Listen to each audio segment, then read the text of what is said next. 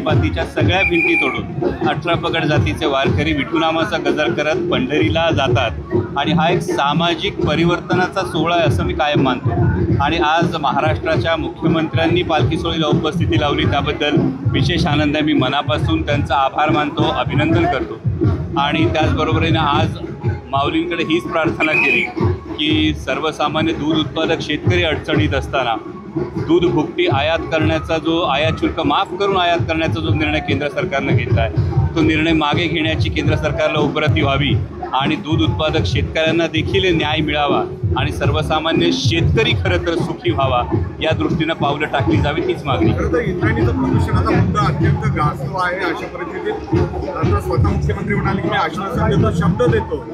नमामि इंद्रायणी आधी सुद्धा त्यांचा प्रस्ताव होता। माननीय मुख्यमंत्री महोदयांनी खरं तर गेल्या वर्षी देखील शब्द दिला होता। पिंपरी चिंचवड महानगरपालिकेला सुद्धा याबाबत मी पत्र लिहून संपूर्ण अहवाल मागवलेला आहे की शेकडो कोटी रुपये ज्या प्रकल्पावर खर्च केले गेलेले आहेत तर ते नक्की तो खर्च कशासाठी झाला याचा संपूर्ण अहवाल आम्ही मागवलेला आहे। आणि इंद्रायणी नदीच्या संदर्भामध्ये इंद्रायणी जी दूषित होत चाललेली आहे, जी प्रत्येक वेळी दुर्दैवानं ते दुर्दैवी चित्र फेसाळलेली इंद्रायणी माई पाहायला मिळते, याविषयी मी अहवाल पिंपरी चिंचवड महानगरपालिकेकडे मागवलेला। माननीय मुख्यमंत्रीसुद्धा यामध्ये लक्ष घालत असतील तरी नक्कीच आनंदाची बाब आहे। पण गेल्या वर्षीप्रमाणे केवळ शब्द देऊन होता कामा नये, तर यावर ठोस उपाययोजना झाली पाहिजे। राज्याचा अर्थसंकल्प बजेट मांडण्यात आलं, खरं तर वारकरी संप्रदाय त्यासाठी भरपूर देणगी दिल्याचं राज्य सरकारने आश्वासन दिली, मोठमोठ्या घोषणा केलेल्या त्या पूर्ण होतील असं वाटतंय या सगळ्या। यामध्ये राज्यावरचं जर एकूण कर्जाचा जर आपण विचार केला, राज्यावर असलेल्या भाराचा जर विचार केला तर नक्की या मागण्या कशा पूर्ण होतील एक फार मोठं प्रश्नचिन्ह आहे। कालही प्रदेशाध्यक्ष जयंतराव पाटील यांनी जी प्रतिक्रिया दिली,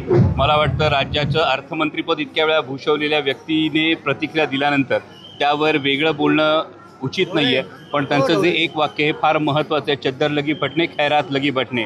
आणि या पद्धतीने महाराष्ट्रामध्ये इन्फ्रास्ट्रक्चरल डेव्हलपमेंटसाठी खरं तर किती गोष्टी झालेल्या आहेत आणि केवळ खैरातीसारख्या किती गोष्टी झालेल्या आहेत याचा अंतर्मुख होऊन परीक्षण पुरोगामी म्हणवणाऱ्या महाराष्ट्राच्या जो महाराष्ट्र देशाला दिशा देतो त्या महाराष्ट्रानं इतर राज्यांच्या योजना उचलून या पद्धतीनं महाराष्ट्रातल्या युवकाला सक्षम करण्यासाठी, माता भगिनींना सक्षम करण्यासाठी, इन्फ्रास्ट्रक्चरल डेव्हलपमेंटसाठी किती ठोस पावलं या अर्थसंकल्पात उचलली हे महाराष्ट्र सरकारनं अंतर्मुख पाहणं गरजेचं आहे। खरं तर विधानसभा तोंडावर आलेली आहे, त्या पार्श्वभूमीवर आजच्या या सगळ्या भेटीची चर्चा आहे सीएमच्या, हे सातत्य असावं असं तरी मला वाटते का? नाही, हे येत्या काळात पाहावं लागेल।